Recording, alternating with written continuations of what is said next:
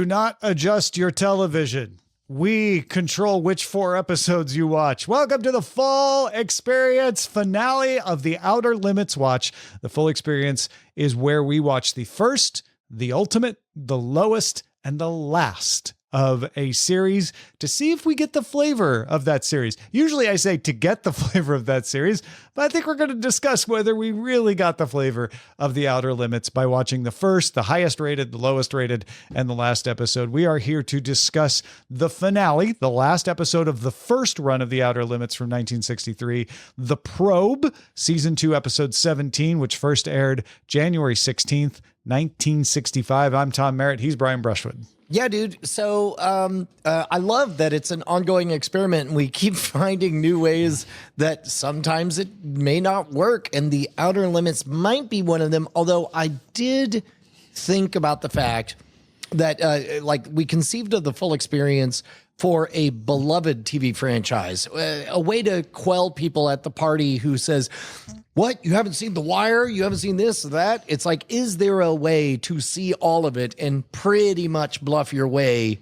through it by kind of citing how much you like this episode or, you know, how it really fell off on this episode or whatever. But it occurs to me that at the end of this, I was like, oh, there were only 2 seasons of The Outer Limits.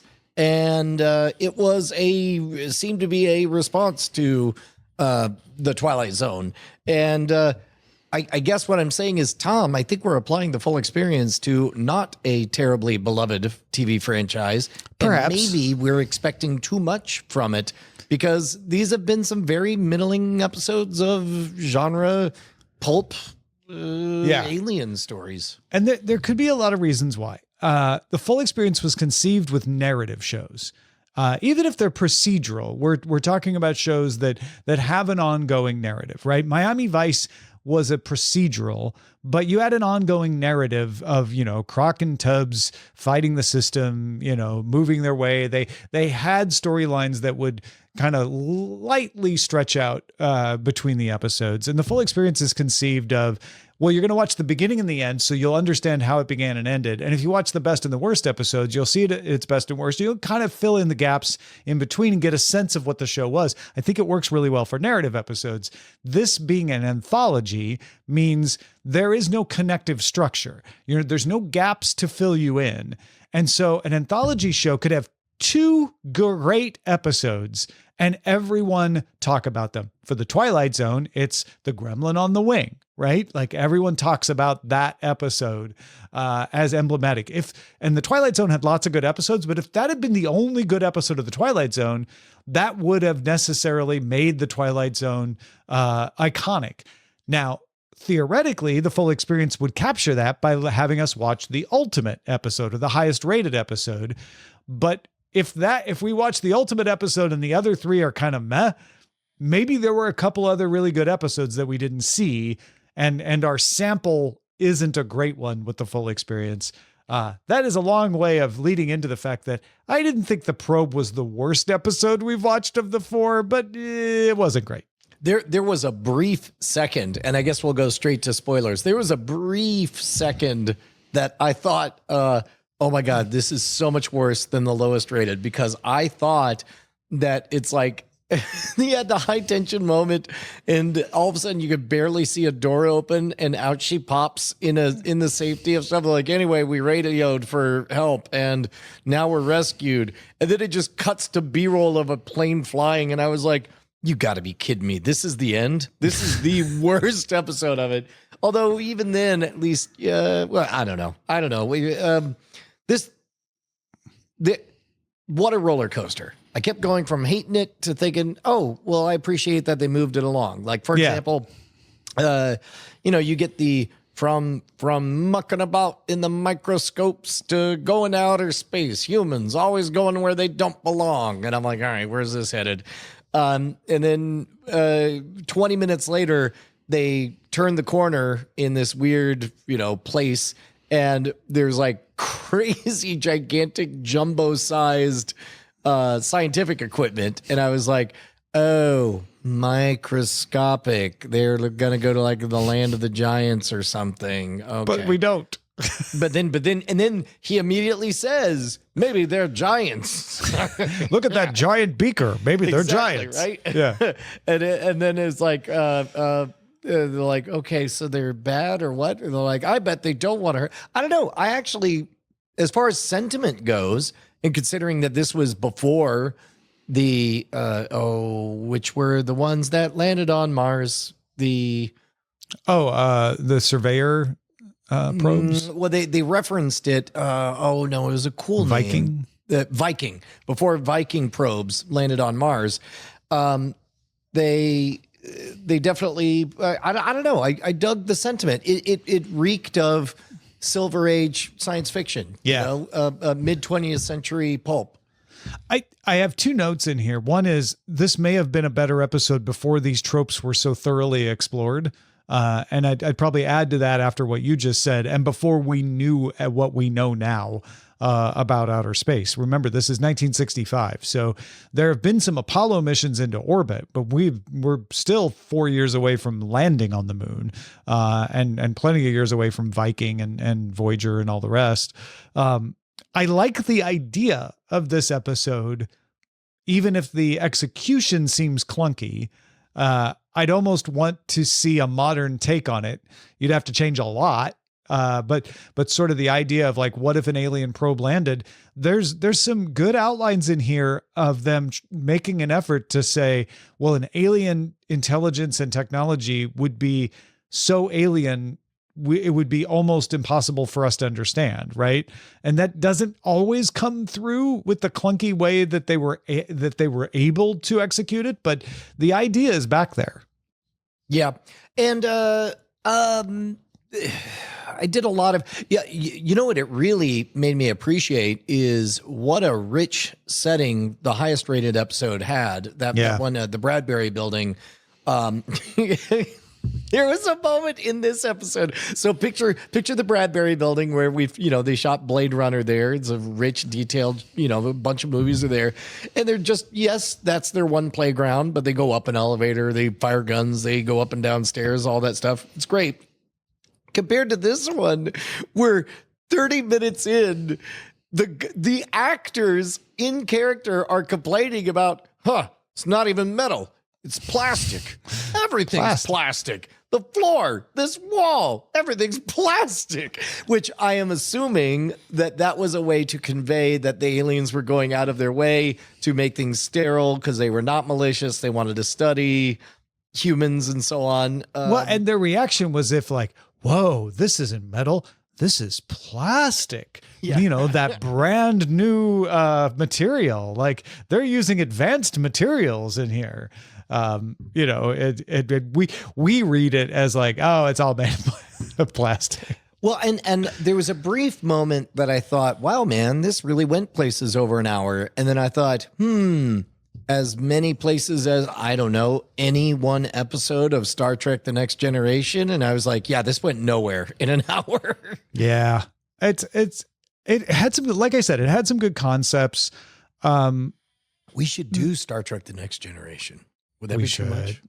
I would love to do the original series. I would love to do all the Star Trek series, frankly. There was some clunky execution though that really gets in the way of even the concepts. The fact that they they have to just not run away from the monsters for it to be realistic. The monster. It was clever to cut the budget by making the light the monster. I like that. That was clever and interesting. But then they could just move. They weren't frozen by the light. They were just like being made cold by the light. And it's like, well, just step out of light. Apparently they were being made dumb as well, also Tom. Too dumb to get out of the cold light. Did we ever find out what happened to Dex? Also, like, at first I thought, oh, he's on the boat when they land on the boat outside. And then it turns out that that's the rescuers. Randos. Yeah. There was a theremin at the end though. That was nice. This thing, I don't know. It's hard to defend because it's like you got lazy coffee, the plot of how the coffee's distributed on this airplane, turbulence. On you mean on Pan Latin Air? Yeah, exactly. And then it's like, oh, looks like it's a bit of a rain. cut to random B-roll of a family's home being destroyed by a tidal wave. I do want to point out that they were flying her to Japan, and I was watching this on a plane flying out of Japan. Yeah, well then maybe I said hi to them on the way. Yeah, I tried to look for them. I never did see Pan Latin Air in the air. Amos, you worked hard and made sure you watched this before today's show. I'm so sorry. I'm just gonna go ahead and say that I genuinely appreciated the practical effects of the dollhouse being blown over by what seemed like half a cup of water. Yeah, like practical effects, man. That was probably spilled coffee that she was handing. And also, if I'm ever in a plane and it ends up randomly going through a hurricane we didn't know was going to happen, and the pilot says, I'm putting her down, the hell you are, dude. Yeah, I don't think things were that different in 1965, do you? I'm just... I don't know. There's a lot of atolls out there and stuff like that, but I'm not going to trust you to just randomly find some land in the middle of a hurricane. And especially if they're flying to Japan. I guess they could be flying over China, maybe. Well, but wait a minute. Midway, now if they take off from like Latin but America. Pan Latin Air implies they're coming from South America. So Well, yeah, and also they could have established that it was a cargo plane early on. I was like, something passengers? No, okay. No, But there was steel on board. So it was already a heavy plane because whatever it was behind it was so steel manufacturing company. Well, and also at the end, it's a big-bellied seaplane that takes off. So actually, if that is the type of plane they were in, they were not. Then, oh, damn. That would have made sense. Then would have go made ahead and some touch sense. down in the eye of the storm. Right. And then you could take off later. That'd be safer. Although, I mean, they were already above the clouds when the rain was hitting. I'm like, where's that rain coming from if you're above these clouds? It was coming from the probe. Now we know. Yeah. Although I did how did the ginormous bacteria duplicate, but then we never saw two bacterias. We only ever saw the one. Well, because it ran out of material. Couldn't duplicate again. So it duplicated, and one just like screwed off and went and found some other humans that got trapped, and then this one it died. It died from those from lack creatures of run on a humans. special material called budget, and it ran out of it. and also, who was in there? Do you think it was a kid that was inside the costume? Oh, just, no. Like, I spent the same amount of time you did just squinting, trying to figure out, and I figured it out. Their arms are outstretched, and they're basically their legs are tucked up underneath. They were doing downward dog, which is why they were shuffling like that. They were doing child's pose. You also sent us a clip of a rat escaping in the corner of the set. There was, I saw the shadow of the boom mic 3 times. The other times I was like, I already caught it once. Because at first it just looked like is a drone. Like the guy almost looked like he was reacting to it. But then on a rewatch, what happened was the boom mic was reacting to him walking in that segment, and they didn't realize they were casting a shadow. Yeah, dude. Classic Hollywood from. It wasn't the worst episode. So- like you say, at points it started to feel like maybe it was gonna be, but it was fine. I'd say it was the second worst episode we watched. I tried really hard when they were doing the little count, like 1, 2, 3. Oh, look, it's 1, 2, 3. Oh yeah, I tried that was really hard dumb. to find like what was delineating his count. Because to me, it's just like 1, 2, 3, 4, 5, 6, 7. Yeah, no, and then finally it starts flashing what appears to be the same blinking light, but now he's just counting him as one. Nothing. I'm a genius. Nothing in the technology of this episode made sense. I wrote. The computer stuff is really funny because it plays on the complete ignorance of the audience and likely the writers. and pi kept showing up. Pi delta and or you something. can tell that was all added in post because like the actors were clearly told, hey, imagine you're seeing symbols, and she clearly was trying to like do some theater of the mind stuff that didn't match with what VFX felt like doing. And I was like, oh, you poor thing, you're selling a story that they're not putting on the screen. They're not telling. Yeah. It was handy that she had studied ancient languages though. That came in. Yeah. She mastered in it. She didn't just study it. Majored in ancient languages. For all 7 symbols that showed up. Well, there you go, folks. That's the outer. We have gone to the outer limits of what the full experience can do. So let's address the bigger question. Does it flat out just not work with anthologies? I would say, or just not bad anthologies. If our test is, does it pass the like, oh, you don't have to sell me, brother, I already speak this show because I've gotten the full experience. I think it still does. Like if somebody brings up the full experience, I could say, you know what? Nothing's going to beat that very first episode's long, leisurely 2-minute messing with your mind. Like, in fact, you'll be the life of the party because you'll be the one pointing out that they only did that for the very first few episodes and then very quickly shortened it down. Demon with the Glass Hand is really good. But after the first season, most of the episodes fall short. I mean, look, might be fair to say. Super strong opening. Demon with the Glass Hand, great. But then you hit me with the probe. The tourist attraction, right? Yeah. It was a monster of the week kind of thing. But by the time you got to the probe, you didn't even need a monster there. It was just kind of a stepping stone for the question is, if we had watched all of the episodes, would we feel that much different? I would hate my viewing that much more. I really didn't like this show. Because I think David from Fond du Lac, Wisconsin, brings up a good point that this was a precursor that did pave the way for Star Trek and the original series, and I think it does owe a psychic debt. And I think we went to church, and now it's Sunday afternoon, and we're going to go out and play. Yeah, I don't know until I watch, which I won't do, the entire Out of Limits run. If this is unfair, I suspect this is going back to that beloved place from your childhood and realizing, oh, it wasn't really that great. It was just that time. I think the Outer Limits is that, where at the time when this was new, it was amazing. Because other than the Twilight Zone, there hadn't been much like this. And so fans of the Twilight Zone were like, oh, cool. We get a different take on this. That's awesome. In 2025, we've got thousands of takes like this, most of them better. And so it doesn't compare. But at the time, beggars can't be choosers. I think it probably played a lot better than it did for us. And because of that success, paved the way for things like Star Trek. And I don't think that should be sold short.